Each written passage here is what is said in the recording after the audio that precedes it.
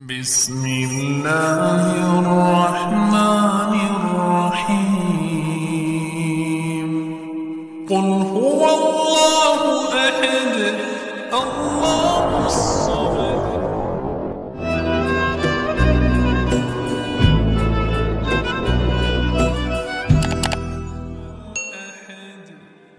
Bismillahirrahmanirrahim. Assalamualaikum warahmatullahi wabarakatuh. Alhamdulillah. Allahumma salli wa sallim wa barik ala sayyidina wa maulana Muhammad wa ala alihi wa sahbihi wa barik wa sallim.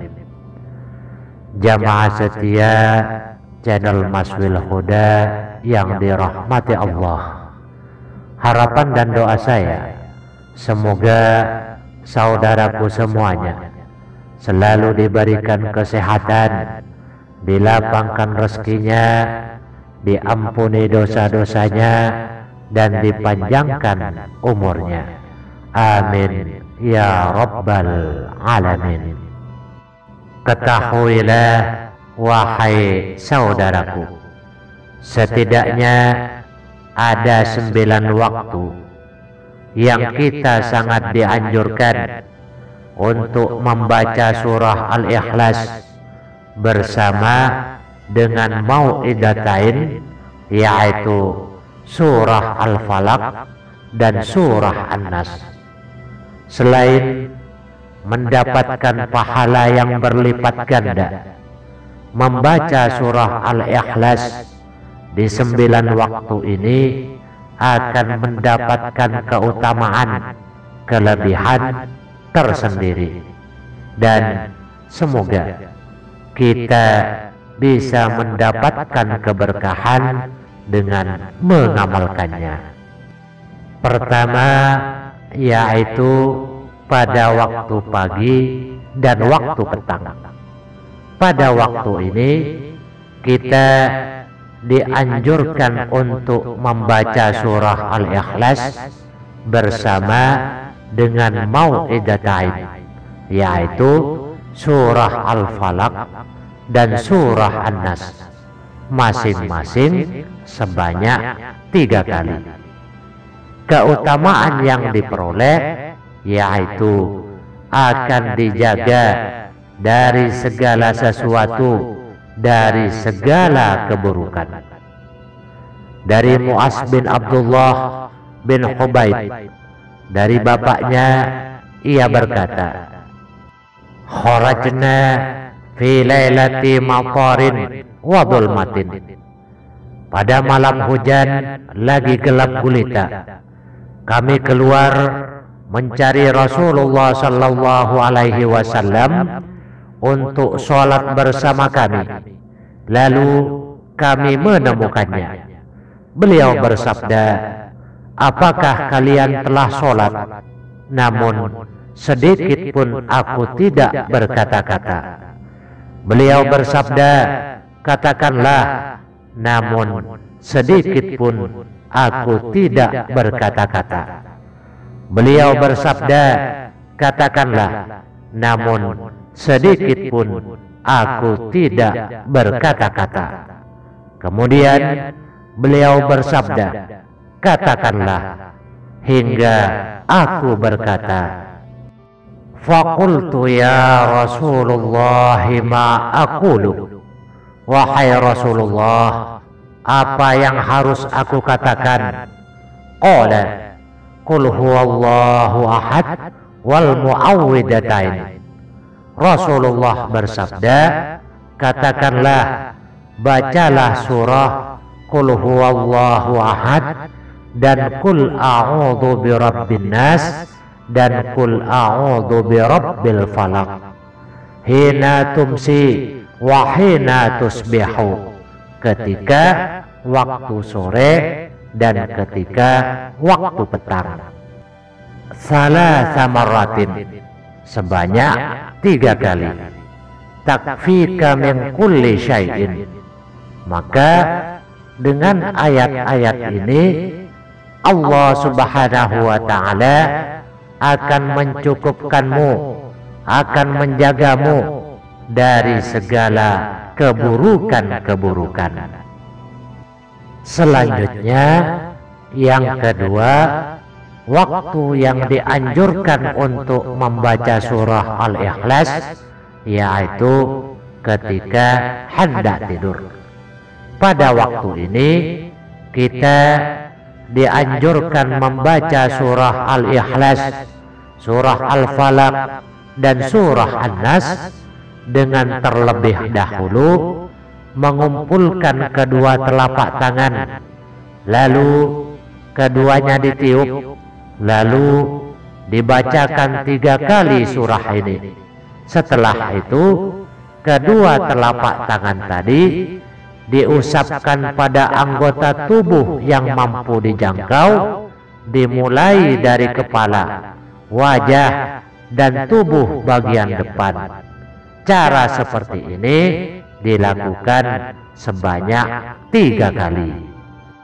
Dari Aisyah radhiyallahu anha, beliau berkata, anna Nabi sallallahu alaihi wasallam, Nabi sallallahu alaihi wasallam ketika berada di tempat tidur di setiap malam, beliau mengumpulkan kedua telapak tangannya, lalu kedua telapak tangan tersebut ditiup dan dibacakan Qul huwallahu ahad, surah Al-Ikhlas, Qul a'udzu birabbil falaq, surah Al-Falaq, dan Qul a'udzu birabbin nas, surah An-Nas.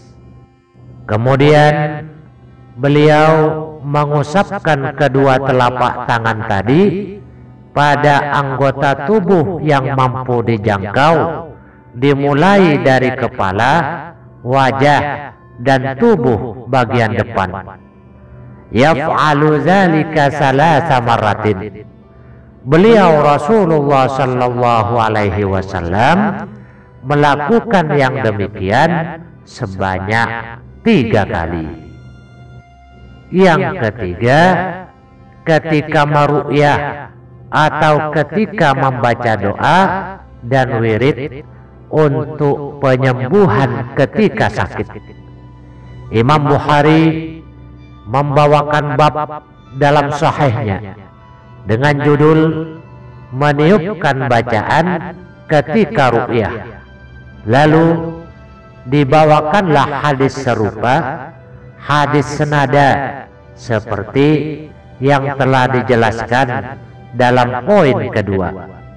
An Aisyah radhiyallahu anha, dari Aisyah radhiyallahu anha, dia berkata, apabila Rasulullah sallallahu alaihi wasallam hendak tidur, beliau akan meniupkan ke telapak tangannya sambil membaca Qul huwallahu ahad, surah Al-Ikhlas, dan Muawwidhatain, surah An-Nas, dan surah Al-Falaq.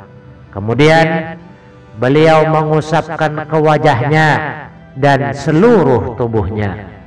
Aisyatu falamma astaka kana ya'muruni an af'ala dzalika bih. Aisyah berkata, ketika beliau sakit, beliau menyuruhku melakukan hal itu sama seperti ketika beliau hendak tidur.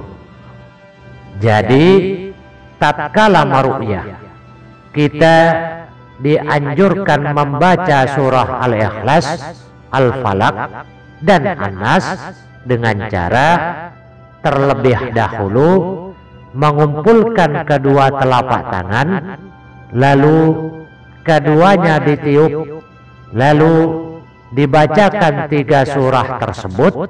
Setelah itu kedua telapak tangan tadi diusapkan pada anggota tubuh yang mampu dijangkau, dimulai dari kepala, wajah, dan tubuh bagian depan.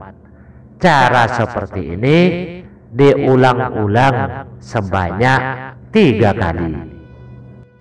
Selanjutnya, yang keempat yaitu di waktu selesai sholat.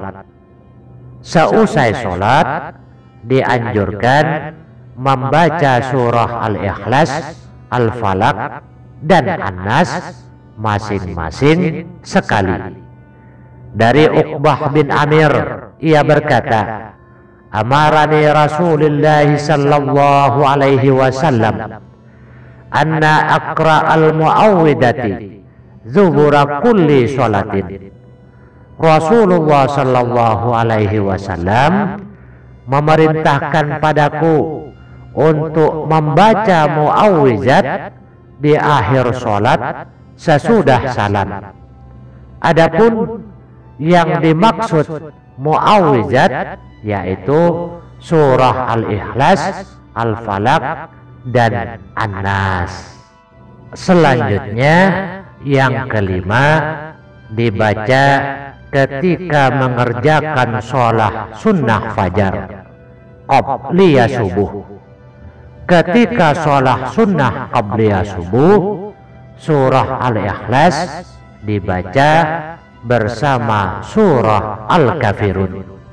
Surah Al-Kafirun dibaca pada rakaat pertama setelah membaca surah Al-Fatihah. Sedangkan surah Al-Ikhlas dibaca pada rakaat kedua. Dari Aisyah radhiyallahu an, Rasulullah bersabda, ni'matis suratani yaqra'a biha fi rak'ataini qabla al-fajri. Sebaik-baik surah yang dibaca ketika dua rakaat qabliyah subuh, qul huwallahu ahad wa qul ya ayyuhal kafirun, yaitu qul huwallahu ahad, surah Al-Ikhlas, dan qul ya ayyuhal kafirun, surah Al-Kafirun. Selanjutnya yang keenam dibaca ketika mengerjakan sholat sunnah ba'diyah maghrib. Ketika ba'diyah maghrib, surah Al-Ikhlas dibaca bersama surah Al-Kafirun. Surah Al-Kafirun dibaca pada rakaat pertama setelah membaca Al-Fatihah. Sedangkan surah Al-Ikhlas dibaca pada rakaat kedua. Abdullah bin Mas'ud radhiyallahu anhu mengatakan, ma uhsi ma sami'tu min Rasulillah sallallahu alaihi wasallam. Aku tidak dapat menghitung karena sangat sering aku mendengar bacaan Rasulullah sallallahu alaihi wasallam yaqra'a fi rak'ataini ba'dal maghribi, membaca surah pada salat dua rakaat ba'diyah maghrib, wa fi rak'ataini qabla salatil fajri, dan pada salat dua rakaat qabliyah subuh, qul ya ayyuhal kafirun wa qul huwallahu ahad, yaitu qul ya ayyuhal kafirun, surah Al-Kafirun, dan qul huwallahu ahad, surah Al-Ikhlas. Dan yang ketujuh dibaca ketika mengerjakan sholat witir 3 rakaat. Ketika sholat witir, surah Al-A'la dibaca pada rakaat pertama, surah Al-Kafirun pada rakaat kedua, dan surah Al-Ikhlas pada rakaat ketiga. Dari Abdul Aziz bin Juraij, beliau berkata, aku menanyakan pada Aisyah radhiyallahu anha, surah apa yang dibaca Rasulullah setelah membaca Al-Fatihah ketika sholat witir. Aisyah menjawab, kana yutiru Rasulullah sallallahu alaihi wasallam. Nabi sallallahu alaihi wasallam membaca pada rakaat pertama Sabbihasma rabbikal a'la, surah Al-A'la. Pada rakaat kedua Qul ya ayyuhal kafirun, surah Al-Kafirun. Dan pada rakaat ketiga Qul huwallahu ahad, surah Al-Ikhlas dan Mu'awwidhatain, surah Al-Falaq dan surah An-Nas. Dalam riwayat yang lain disebutkan tanpa surah Al-Mu'awwidhatain. An Ubay bin Ka'b qala, dari Ubay bin Ka'ab ia berkata, kana Rasulullah sallallahu alaihi wasallam yutiru bi sabbihasma rabbikal a'la wa qul ya ayyuhal kafirun wa qul huwallahu ahad. Rasulullah sallallahu alaihi wasallam biasanya melakukan sholat witir dengan membaca Sabbihasma rabbikal a'la, surah Al-A'la, Qul ya ayyuhal kafirun, surah Al-Kafirun, dan Qul huwallahu ahad, surah Al-Ikhlas. Dan yang kedelapan dibaca ketika mengerjakan sholat maghrib, sholat wajib pada malam Jumat. Surah Al-Kafirun dibaca pada rakaat pertama setelah membaca Al-Fatihah, sedangkan surah Al-Ikhlas dibaca pada rakaat kedua. Dari Jabir, beliau mengatakan, kana Nabi sallallahu alaihi wasallam yaqra'a fi salatil maghribi lailatal jumu'ati Qul ya ayyuhal kafirun wa qul huwallahu ahad.